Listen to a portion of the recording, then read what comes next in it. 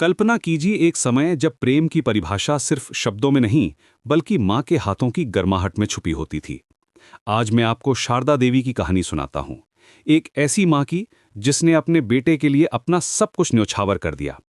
शारदा देवी का छोटा सा घर था जहाँ दीवारों पर पुराने कैलेंडर लटकते थे और खिड़कियों से आती धूप में धूल के कण नाचते रहते थे।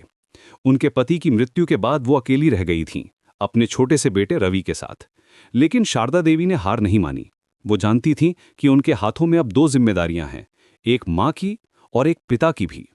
सुबह 4 बजे उठकर वो पड़ोसियों के घरों में काम करने जातीं, कभी बर्तन मांजतीं, कभी कपड़े धोतीं, कभी सफाई करतीं।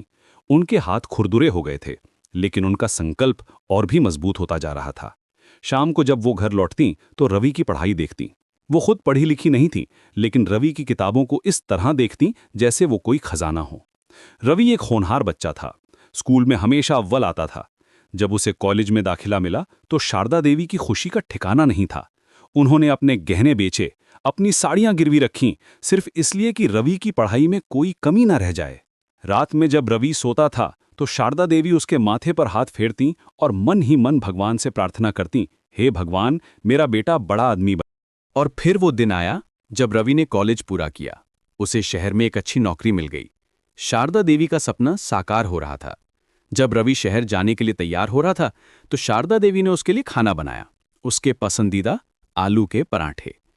उन्होंने रवि के बैग में एक छोटी सी तस्वीर रखी, अपनी और रवि के पिता की। बेटा, कभी हमें भूल मत जाना, उन्होंने कहा था, आंखों में आंसू लिए।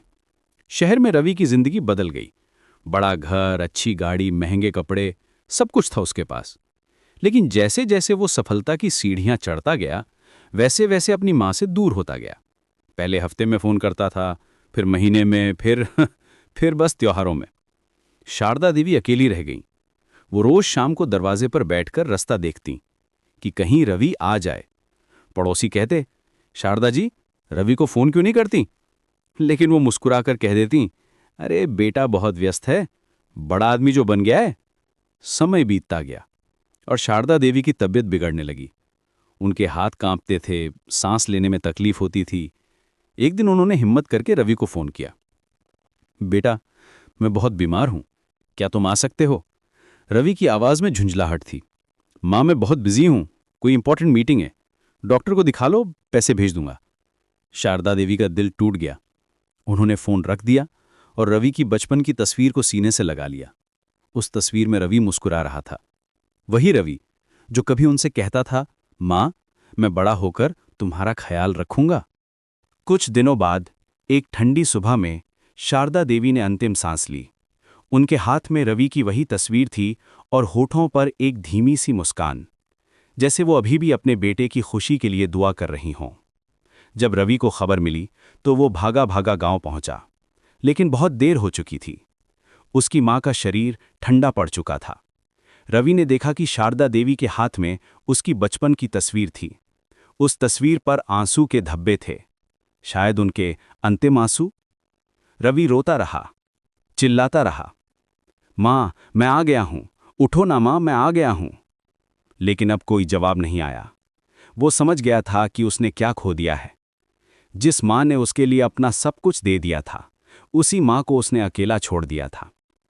आज भी रवि उस गलती का बोझ उठाए घूमता है। वो जानता है कि दुनिया की कोई भी सफलता उस प्रेम की भरपाई नहीं कर सकती जो उसकी मां ने उसे दिया था। दोस्तों, ये कहानी हम सभी के लिए एक सीख है। मां का प्रेम निस्वार्थ होता है, लेकिन वो भी एक इंसान है, उसका भी दिल होता है। जब तक वो हमारे साथ हैं, तब तक उसकी कद्र करें, क्योंकि जब वो चली जाती है तो सिर्फ यादें रह जाती हैं और पछतावा। आज ही अपनी मां को फोन करें, उनसे बात करें, क्योंकि कल शायद बहुत देर हो जाए।